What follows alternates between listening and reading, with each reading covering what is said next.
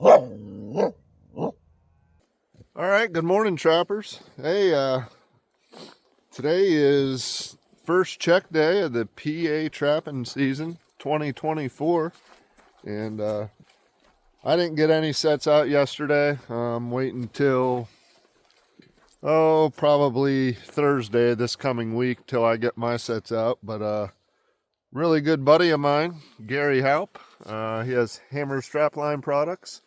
I decided to come up and run his short line with him today.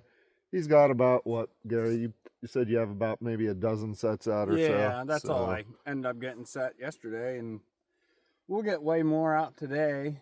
I just wanted something for us to check while Jake comes along and puts more out with me. Yep. So we actually just caught a grinner here, so we did, and took care of the grinner, got it dispatched. But Gary's gonna remake this set here, and we'll go from there. Yeah, so he didn't tear it up too much, so I'll go ahead and show the remake, and I can explain the location we're at here too. As he pans around, 90% of people would go to either intersection here and set up, but technically all the spokes come here because the trails go down through the woods behind us where we just caught the grinner. And Jake, as he just seen right there across the mud puddles, and first thing as any trapper would do, look down looking for tracks. And I told him, you'll never find a coyote track on that road. Simply put, they're in here digging around, and this is all loose. And then over here you can see where they're digging in this pile, which is why I sat the set here. They're digging stuff out of here and out of there, and obviously you got your turtles that like to lay their eggs and stuff like this. These are all coyote tracks pressed down in there, and then they walk off and go down through the woods. They never hit that road. I don't know if they're shy of having, pop shots from hunters or whatnot taken at them. It's just the way it's always been here. And I've caught coyotes here last season, and then over in the field, it seems like setting along the roads, you're pretty much looking at a bobcat or a raccoon. So here's the remake from the possum. Double long Sleepy Creek, laminated, and yes, the only trap I own with a dog. Gary's not one for a dog. He likes dogless everything. Yep, so. Because I can tell you right now, right off the bat, what it's personal preference, and my personal preference is this is all more that's in my bag. I do got pliers here and that, but like the way my dogless traps work, there's just nothing to adjust at that point, no matter how beat up the trap gets. Now, big coyote, even though these Sleepy Creeks are pretty stout traps, he beats it up enough. I gotta go ahead and mess around, which is nothing. Nothing to do there, to go ahead and tune your trap back up. That's part of trapping, but I don't have to spend that much time doing that. I've never ran a whole lot of double longs, but one thing I did find out about running double longs is how nicely they bed. Yep. They truly almost just bed themselves. And what's nice about a double long, you'll see on all my traps today, that same length of chain. And that is 26 inches total with shock spring down to my earth anchor there. Or if I'm hooking them up to a drag. But everyone's like that. And a double long has that big gap loose on that frame. So when you're bedding on a double long, you'll watch here. That jaw always wants to go below the pan, no matter how level that pan is. Yep. So if I don't want that floating like that, you'll see what's about to prop that jaw up is that shock spring. There you go. You're now locked in.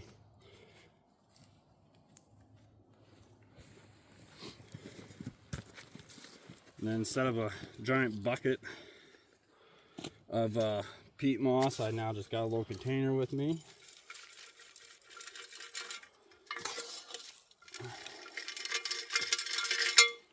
When I'm bedding a double long, I don't want to pack my dirt too much on top of that lever. It starts to get heavy, thick with the rain and that, impede the speed of that trap. So I'll first bed it like this. Leave that top nice and loose.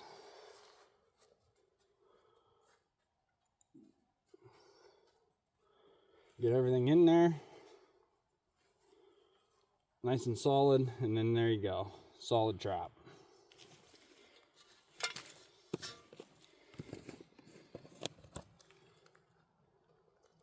A little bit of peat moss, and yes, that is sifted peat moss. It seems like peat moss is getting shittier and shittier. Yeah, it's all the peat I've been getting's been really, really dirty. Yeah, sticks and just really chunky. I always expose my pan. I don't want peat on top of my pan, on top of my jaw. It's soft. It gets wet. It gets also really tacky. It'll stick to this and this, and on top of that pan will always be soft. I don't really want that to be the softest spot in my bed.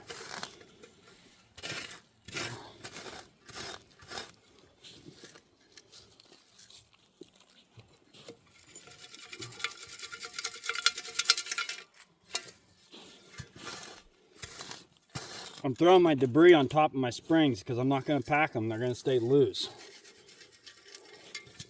They'll stay nice and loose. And that spring, like I said, if it starts getting gummed up, come down here, find the pan, go like that, seat that down, spread everything out again.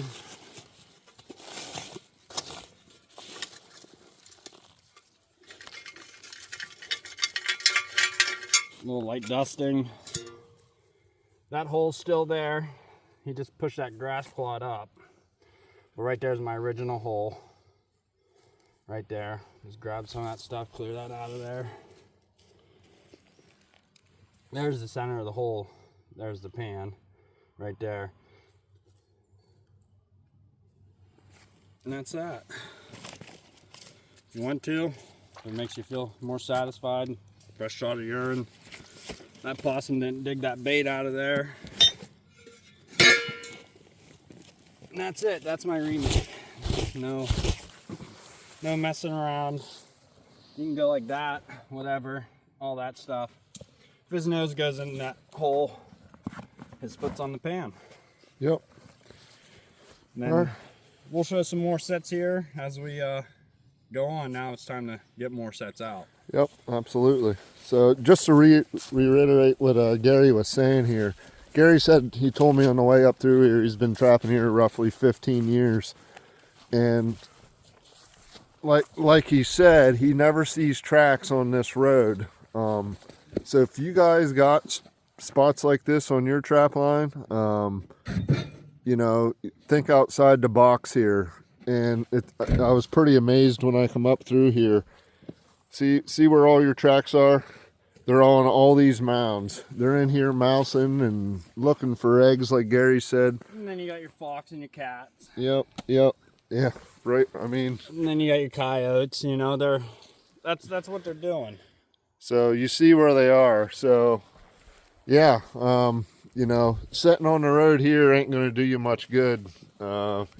You got to be off the road in these situations. But when you're out on your line, look for spots like this, guys, and can definitely help you out. I don't have a whole lot of spots like this down in my trapping area, but I know there's a lot of guys here in PA that have spots that look like this. So yeah, we'll explain like kind of the unorthodox approach of it. Is clearly you can see I'm in really rocky ground in my area, PA. Right there's a bunch of scat. You come to an intersection like this, and this screen's gold, you know. It will just, you know, no matter what, you know they're coming through this intersection, you know. It's just path of least resistance coming everywhere. They're not always like that. So it like Jake said, you know, when you come look for the other situations, because they are coming up this road. You can see the frosted scat right there. That'd be a good spot for a set there, but the years of trapping this, you'll see the 2 trails here. Those ain't deer trails. Every track on that trail coming up, and I do got a set right. As soon as that trail breaks out of there, there's a set right there.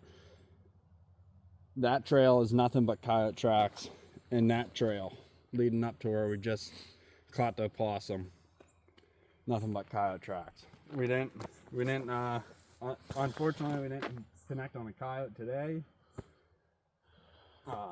But that's trapping. That's trapping. It's the possum got to it first, but Yep. you'll pick up twice as many canines if you find exactly where they're at and not just anticipating where they're always at. Not everything's written down in a book out here. That is very true. So, all right, well, we're going to head on down the line here. We have a couple more sets to check, and then we'll be putting some sets in. So, we'll get back with you. All right, guys. So, just real quick with you. I'm going to show you bobcat scat. A lot of people can't tell the difference, but if you look there, it's segmented. Almost looks like little Tootsie Rolls. But that's definitely cat, and pretty good sized cat to boot. So I'll compare that then with if I find some real good coyote scat, and then you'll know the difference. Thanks. Alright, so I just showed you the video of the bobcat turd. This is coyote, guys.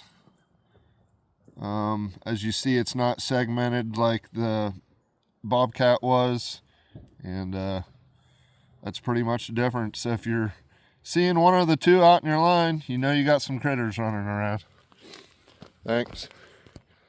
Here we are at another one of my sets. Jake unfortunately came up to see no coyotes, but you get your non-targets, and I told him, well, we got a video of this non-target just to show. You see the raccoon there, but it's not in my canine set that I have set here at this intersection point. I've caught coyotes, bobcats, fox, you name it, at this spot every year. That is the second year on that earth anchor, and the earth anchor before that had 2 years on it too. That rock, everything has been here. No, the raccoon did not do all that. That's from the railroad company cleaning around their sign. But I've always had good luck here. And what I did, because I've always had excellent luck catching every raccoon coming down these railroad tracks, working this. And inside this pipe, the tracks were all over it going into it. So what I did is I just came down here with a DP on a drag, one of Coon Creek's drags. You want to set DPs real quick? He's got both his hands in the cookie jar there. He does. But he does. You want to make setting DPs quick and easy. Right there. You got 6 foot of chain on this nice little light 2-pound drag. Throw it off to the side, and you saw, you know, he got wrapped up instantly in all this brush. So, before agitating him any further, get him taken care of, and then I'll show you exactly where I had that DP. All right. So this is the one DP Gary owns. It's Freedom brand, but Yep. it definitely it saved his canine set here. So something to think about, guys. If you're trapping where you got a lot of coons, you know, if you got some DPs, put them out. It definitely paid off for him here. So Yeah, I kept them out of the canine set. yep. And they wreak a lot of havoc. And then also, I didn't want him to get too far away, but I also didn't want him to be able to get to my set. Yep. There, so just hook that up there. A couple little sticks around there too will help it get tangled up even quicker. But this now maxed out by that raccoon. Not only is the scent in my canine scent there, an attractant, he has spent all night right here. Yep. So, and obviously the blood from dispatching that is even a bigger attractant, and it's behind the set, which wind direction goes that way, so it works out even perfect. Couple factors in there.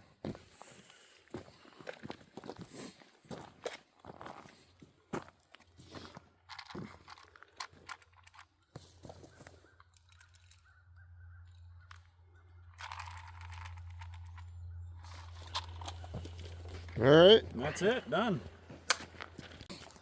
All right, trappers. So still out here in the line with Gary Haupt, aka Hammer, and so you already saw a few of the locations where we were this morning, and you know, that's the cool thing about here in PA. His trap line is definitely different than mine. I have a lot of ag. I also have a lot of woods too, but I primarily just trap the ag, especially early season. But Gary, this is the these are the cards that he's dealt with. He does a lot of woods trapping, and he does really, really well here in the woods. So we're going to be putting a few sets out, but just to give a little explanation what we got going on here. Straight up the road here, there is a small little field, Gary said. And he said a lot of times these coyotes and other critters will travel down this logging road, and they come right down through here. Gary has said here in the past and done pretty well. But they come straight down this logging road, and there is another little cut off old logging road right here. And a lot of times if they don't continue straight down this road, they go right down there. So if these are, if this is like a location like you guys have out in your line, this would be, you know, something to consider. This here is private, so Gary doesn't have to worry about people walking dogs and stuff like that. But he's getting some sets ready here, and we'll show him putting a few sets in. So we'll get back with you. All right. Hey everyone, thanks for tuning into Jake's channel, Keystone Trapper there. And is that what it is, right? Keystone Trapper? Keystone Trapper. And I guess I forgot to say, Gary also has a YouTube channel. His is Hammer's Trapline Products. Yep. So it's boring, so if you want to see some awesome trap modification, and here's one of the actually products that Gary makes. Yep. It's a big E-swing, big digger. He also makes drivers, drags, all kinds of fun stuff. Yep. So pretty much you see everything that he has there in the bed of his truck is all custom made by him, and he sells some products. And if you're interested in buying any of that stuff, I don't know if it's all for sale right now, but you do have quite a bit of stuff. Ryan Wilson from Coon Creek Trappers is selling. Yeah, so we slowly are going to incorporate it all into Coon Creek Trappers online site. Yep. So right here, Jake already explained the situation pretty much spot on. So I figured just show how I set it up. You can see we're in the woods here. I could easily grab a big drag and, you know, 12-foot of chain on there and let them go. They're not going to go more than 15 feet away from anything here. But as you see here, in the back of my truck, and this is my first year using the truck, I'm not really liking it, but I got lengths of chain. J-hook and swivel on one end, and the other end is just chain open. And I keep them in my truck here for when I get to spots like this, instead of wasting a drag, I can go ahead and I can take this over to where we're going to make the set here.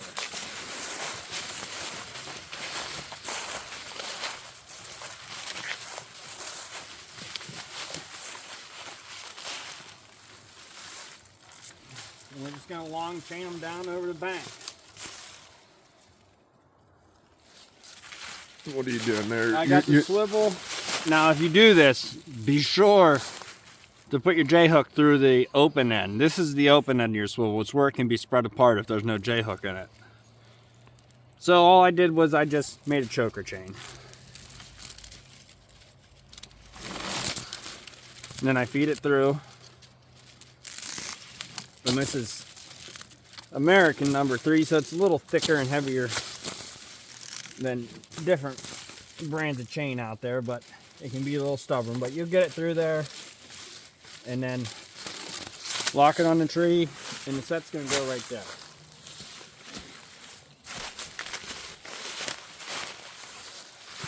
Now, why I put this set here, I showed this set on my channel before too, but main reason why the set goes here and why it's not staked here is I don't want to lose this mound, for one, and two, the drainage is here. Anything coming down off that road where my truck is, you can see comes here and goes down. Anything that makes it past that, there's a nice little high little hump levee type thing here. It starts going this way. This set never gets turned into a mud puddle, so it always works out pretty good.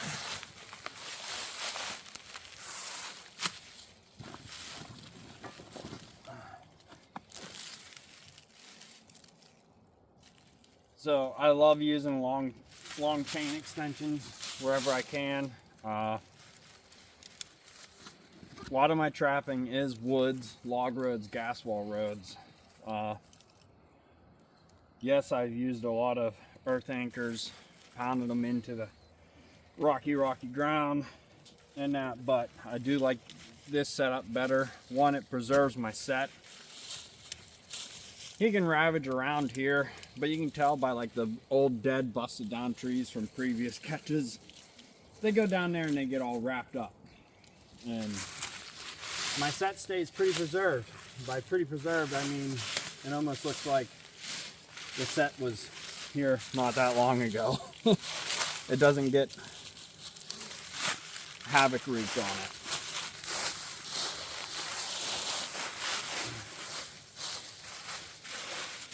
Clear some of this spot out, and then we make the set here real quick.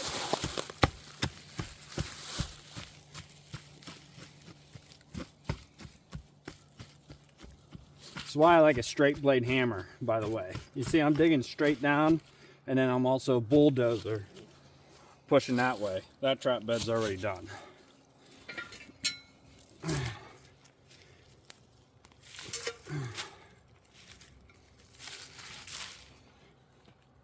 I do got to dig my beds a little deeper if I'm using an earth anchor, because I do use a long chain setup now with all shock springs.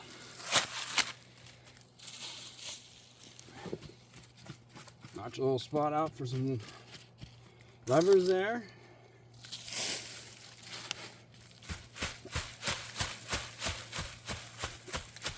Just a little spot here to get rid of some chain.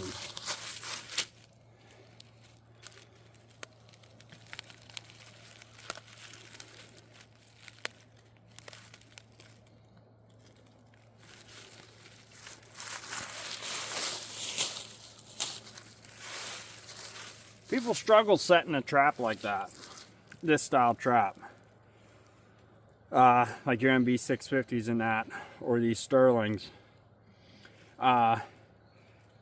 It is no different, it's just where your thumb placement is. That's still a dog.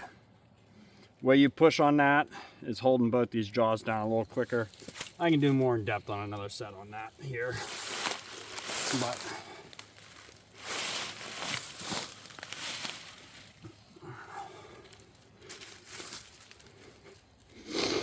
I'm only caring about like this first couple feet of chain here. Now we're gonna get warm during the day in the 50s and that, but if it's gonna stay cold, I would not bury that chain in the dirt like that. Deep hard freeze after some rain and that trap's actually, you'd be surprised at how well that chain being frozen in the ground will hold, and the trap's going to go off and they can only pull that far. That leaf out of there. And this is how I bed all my traps. I tap all my traps in, rather dirt hole, flat set, post set, it don't matter, because I want that. Both hands on that jaw, and I'm not lifting that trap up. So you're basically pinching the trap in On every set. Every set I make, I pinch. I don't fill voids and tuck dirt, you know, replace dirt. I keep it small. We'll show a dirt hole here. It's not a big blown out exposed thing. I'm pinching all my sets in. I want absolute firmness on the trap.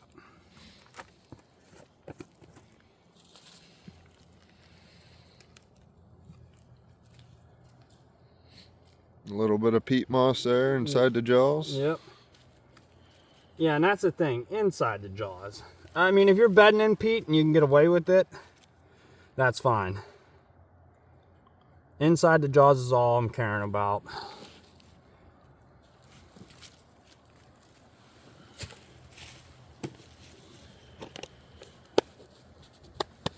Because with a little container of peat like this, I can make 3-4 sets with it doing it that way. Come down, find a pan. I swirl everything into a bowl like that for a reason. Because now as I pack around, I've packed on top of the jaws. Say I was out of material. Trap's covered. That's it. Then you can finish dusting it off, whatever. Push all this back up. That shiny chain ain't scaring nothing away. It's over there or away from the set.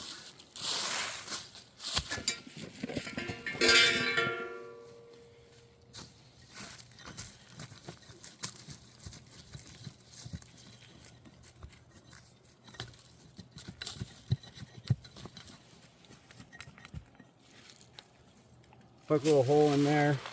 I can grab a bunch of this, rip it out across my set.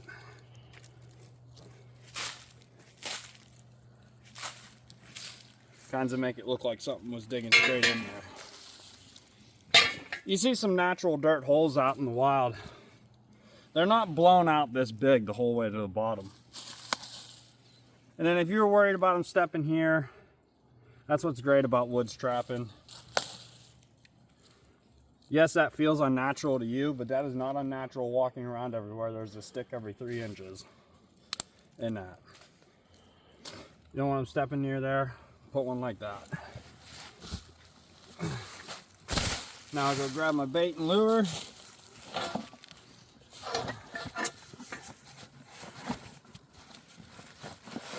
Show you what we're going to put down in there.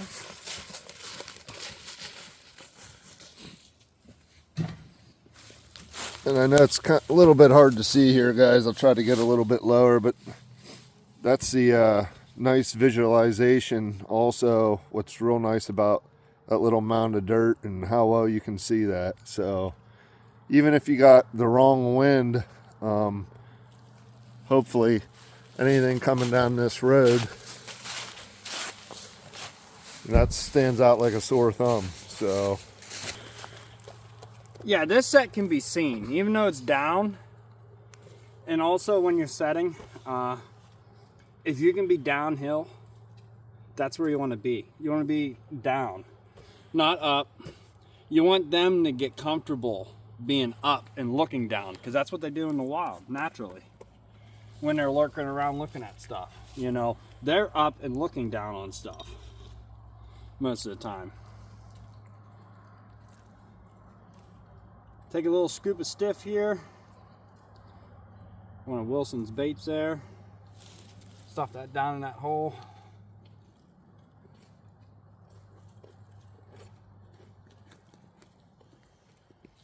Kick my edge up and you see the dirt falls back down on it. Don't want my bait visible. That's it. Shot a coyote urine. And it's done. Don't need to pile 30 different things in that hole.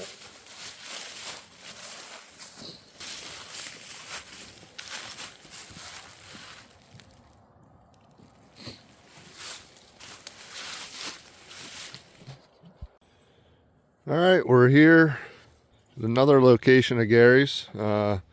This is about as much field as Gary traps. Just an old overgrown pasture, I guess. I'm not sure exactly what it used to be, but We're going to throw a set in here. It's a set that I also like to use. I use them quite a bit, but it's he's going to be putting in a rock set, and it's right here off this 2-track coming.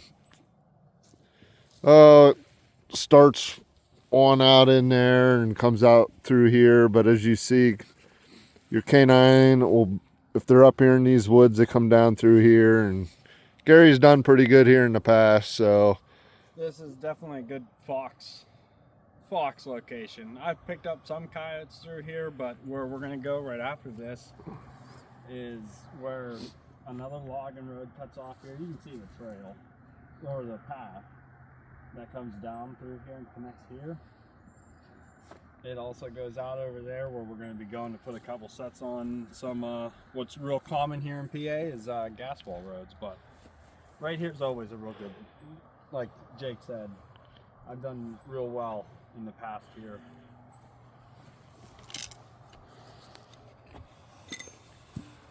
And I'm actually going to use old school rebar stakes. So Gary's going old school this year.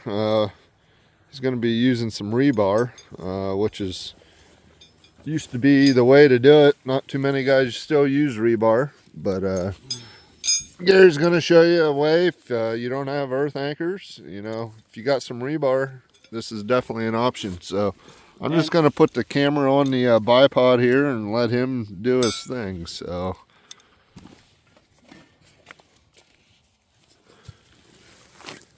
this grass is all puffed up. Now normally a good thing to do would be pre-season work where you're going to put your sets in is go ahead and give yourself a little cleared spot, and then also put this rock out ahead of time. So, but this will work just like this just fine.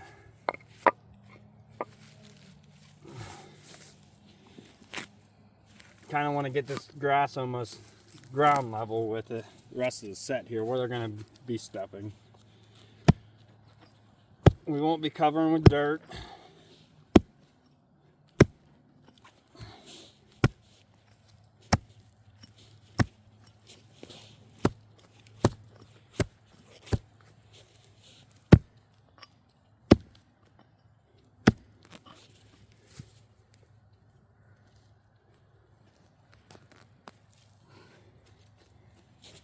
If your path to travel is behind you here, which 9 out of 10 times it is, don't throw this behind you. That fresh clod of dirt laying out in the middle of that path would be more attracting than your set. Believe it or not.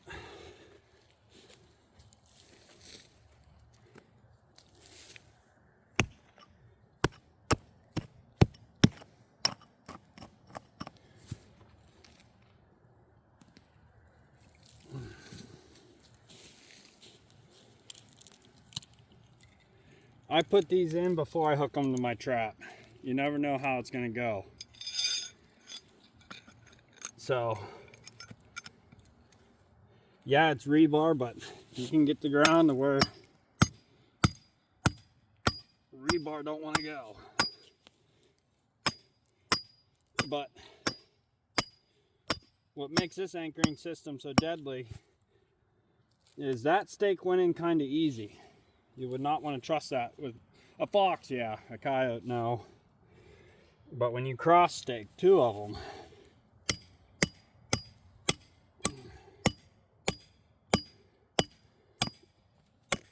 you'll break that chain before you pull these out.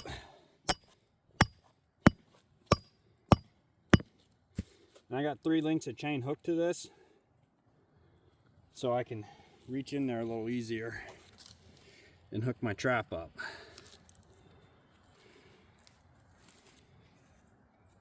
And I can also hook onto the chain here with the puller and try to get them started somewhat, and then I'll be able to get my puller underneath the rebar. But those are 5/8 nuts on there too. If you bring an impact with a deep socket on you with you and put it on the end of them of a rebar stake, and you spin it a few times, you'll pull that stake right out of the ground like nothing.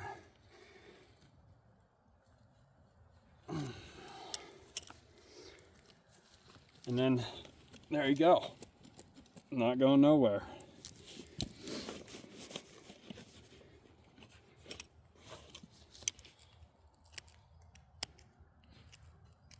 What are you doing there, Gary? I'm just getting these MJs, the way their trigger system is, or like my MB650s. I like to just make sure that my wax is normally pretty thin on my traps, but I like to make sure there's none. There's a little slot on these MJs, how the trigger works. I like to always just double check it, give it a scrape before I'm the one wearing it. Did you test that shock spring already? Yep. Okay. Yeah, oh, good point. If you use shock springs and you wax them, we'll show you on the bed of my truck here, but if you wax them, you will not be able to do that with them until you break them free. You got to stand them up on something hard and tap them with a hammer. That wax along that 4 inches of solid plate there, when it gets in between them and it dries, I'm telling you, there ain't no guy on planet Earth that'll grab it and break it free. I showed Jake that earlier.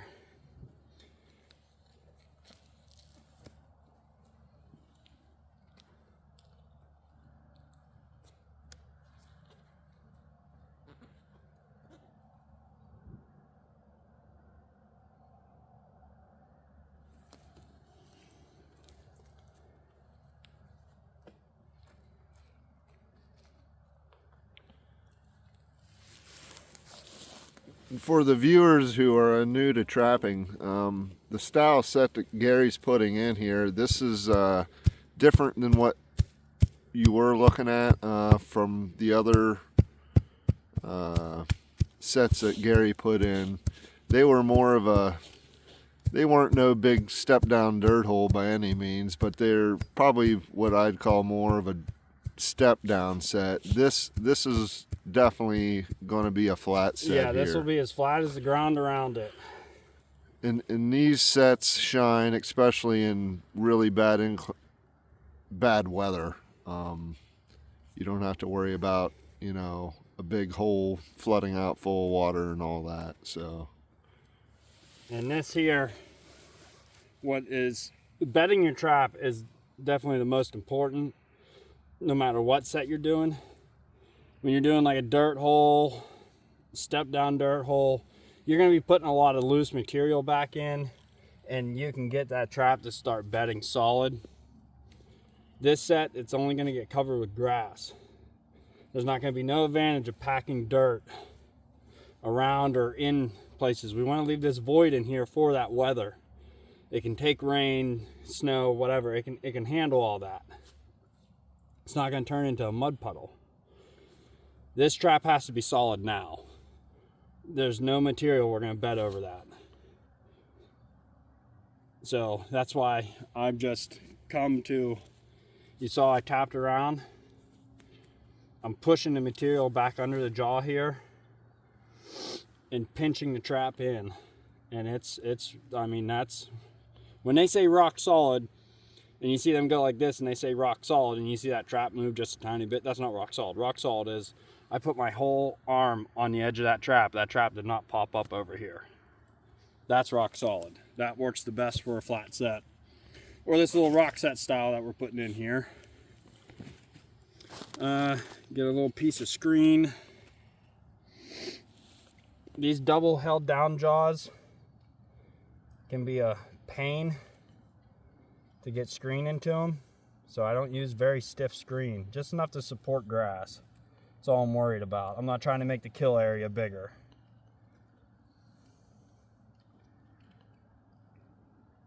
But if you get them started, this flexible screen too actually kind of helps, because it moves as easy. See how easily that screen is flexing? If it shows up on camera, how easy it's flexing, even when it's humped up on my pan a little bit, it's flexing nice and easy. You got to think the grass plexus just as easy when they step on it. So, but I don't want this screen to move around. I got it locked in there, but it does flex good. When I put that grass covering on top of there, you can go ahead and, you know, save your yard clippings and whatnot. Pre-dry it out. It's pretty easy. I rip up a bunch of grass like this. If the root wads come out with it, I rip them off. And then I'll take it. I'm gonna fold it. And I'm gonna grab my scissors here. And I'm gonna start cutting the folded over pieces. And it's gonna come out really fine.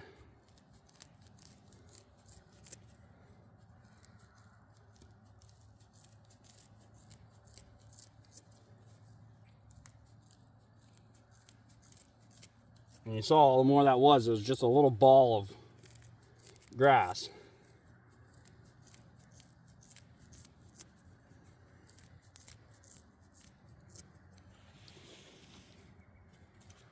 Now it's all in chunks. I like to push it against my screen while I go like this, because some of the pieces, grass blades, work into the screen.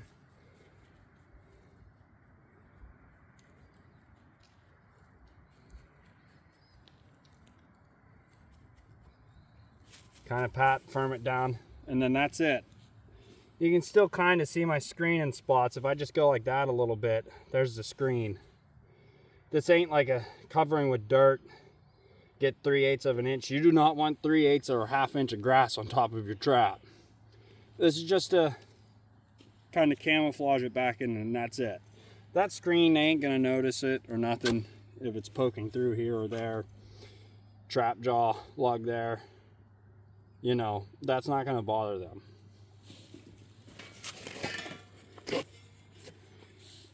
Now, I couldn't find a bigger, taller rock, so it'd stand up kind of out of view. So we got 2 rocks stacked up here. So all I'm going to do with that is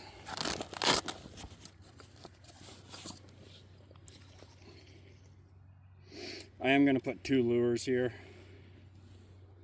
just to entice it. A little reckless.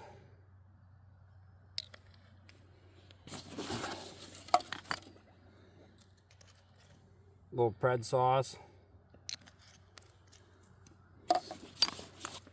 Flip the rock back over. Shot of red fox urine on top. And there you go, that's a rock set. Normally you can poke a little hole underneath your rock, put your lure in it, set your rock back down on top of it, put your urine, or if you wanted to, you can take since I used all red fox there, I'm not going to go and grab coyote scat and set it on there, but if I had fox scat with me, if you're walking around fields with big rocks poking out of them and that, keep an eye out for it. You'll see that fox like to crap on them rocks, and that would be an attractant too.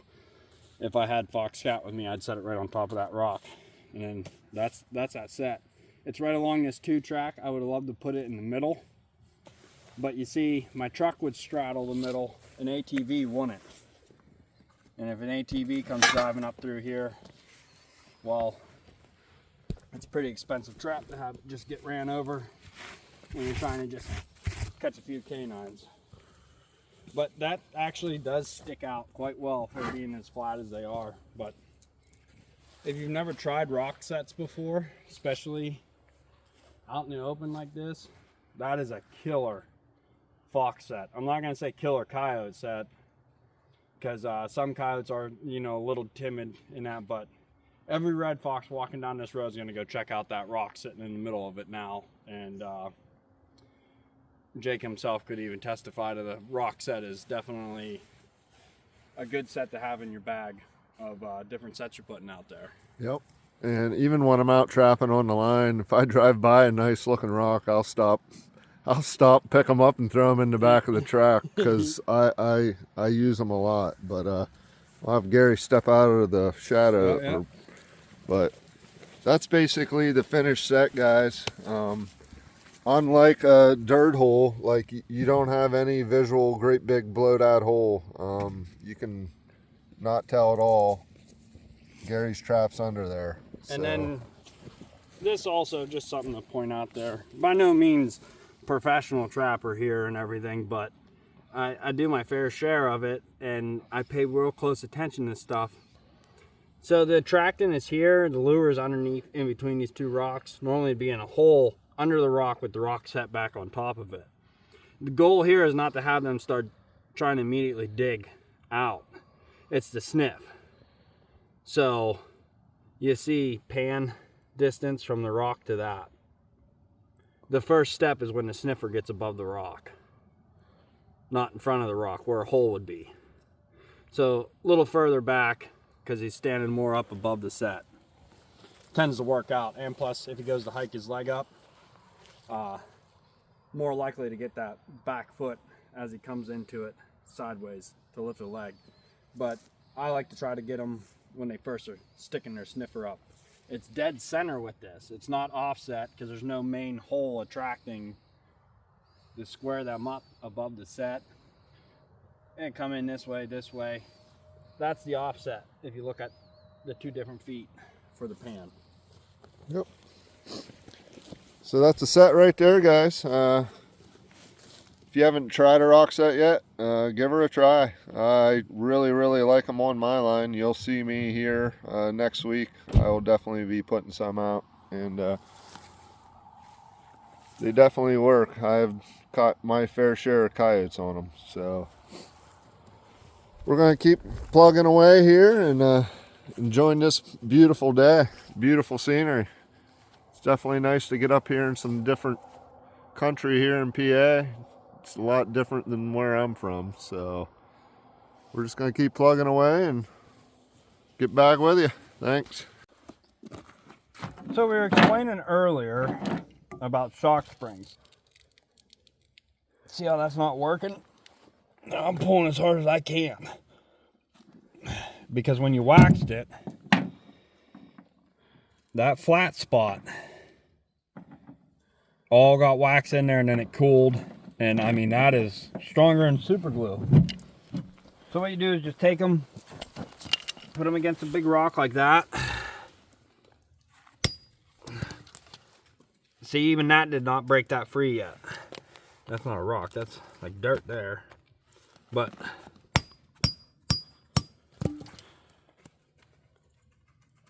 that breaks it free. Now it works again. So if you're using shock springs and waxing your traps, just remember that.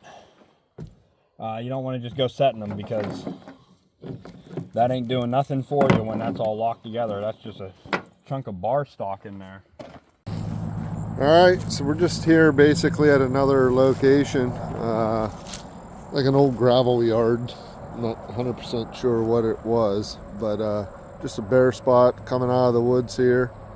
And what I wanted to show you was coyote tracks just up and down through here. Definitely some dogs running through here, but Gary put a really nice flat set in there. Can't even tell it's there. He did a really good job with it. Just two punch holes right there in the top of that grass. Trap setting in front of it. And then right down here, kind of did like a walkthrough, kinda. Not sure what you call it, but same deal, punch hole in the base of that grass. And trap setting right there, ready for them to go. So just good location here. They come out of the woods, and we found a bunch of scat here already, and it's looking real good. I definitely expect him to catch something here. So we're gonna go a couple more spots here, and we'll get back with you. All right, guys, so we're out here at another location, and Gary told me that he wanted to come down in here to check for coyote sign, and he said it's an old big pile of sawdust. And at first I'm like, why would we be checking down here? Well, I quickly realized why he likes to check down here. So what happens here is the turtles, what kind I'm not 100% sure, but turtles come in here and they lay their eggs. There is a small stream right over in there, but the turtles come up here, they lay their eggs in this sawdust, and then the coyotes come along, dig them up, and of course eat them. But here's old turtle shells. You can see the hole that the coyotes blew out, and I've already gotten to these guys, but pretty crazy. I have never seen nothing like this. Didn't think we even had much of anything like this here in PA, but we're gonna set her up. It's super soft. You can see how far you sink down. So at first we thought about, well, bedding would be miserable, but I don't think it's gonna matter, because where the coyotes are running here you can plainly see. So we're gonna punch a few sets in here, and he's gonna put them on drags. We'll just go through from there. But we got coyote tracks right there. They're checking these out and digging these old holes up. So we'll show you some finished sets when we're down here. So Gary put one set in right there, just basically kind of like a dirt hole. There's sticks and stuff all through all this, so just put that stick there for a piece of lumber there for a little bit of guiding, and trap will be waiting for him. So that's the first set, and he's getting ready to put another one in over here. And don't get me wrong, and he said the same thing. I wouldn't be surprised if we didn't pick up a few raccoons here also, but just pretty cool little location. Be cool to pick one up here. They're definitely working this pile, so we'll show you this when we're done. Hey, good evening, trappers. So just got back from running that small little line with Gary. He runs that line before he goes to work, and you know, he does very well on it. I've known Gary now for quite a few, at least a couple years anyways. We'll say 3 or 4 years now, and for a short little line that he runs, he does very well with the coyotes, bobcats, fox, all that. So it was fun getting out with him this morning. We didn't catch any canine, but we definitely had a real good time, and it was nice seeing some of his country. You know, you guys seen the videos of where I trap a lot of ag, and Gary does not. He is pretty much trapping woods. Maybe some little, I don't even know what you call them, they're stripped off pieces of property. I don't know if it was from doing coal or whatever back in the day, but it's just a little bit different. But I know there's a lot of other trappers here in the state that trap that same kind of environment. So hopefully you guys picked up a few good pointers and maybe a couple tips on woods trapping, and it was a lot of fun. He definitely taught me a couple things, and I'm excited to try him out on my line. So my line starts probably this Thursday afternoon. I'm going to start putting sets in, and I'll be putting sets in for probably Saturday. Well, for sure all day Friday, Saturday, and probably most of the day Sunday I'll be putting sets in. So I'm excited about it. This is my favorite time of the year. I take 2 weeks off of work and just trap hard for 2 weeks. So looking forward to it, and hopefully we got a lot of good videos coming up to show you guys. So, well, I'm going to get back to the house, and I'll see you guys on the next one. Thanks.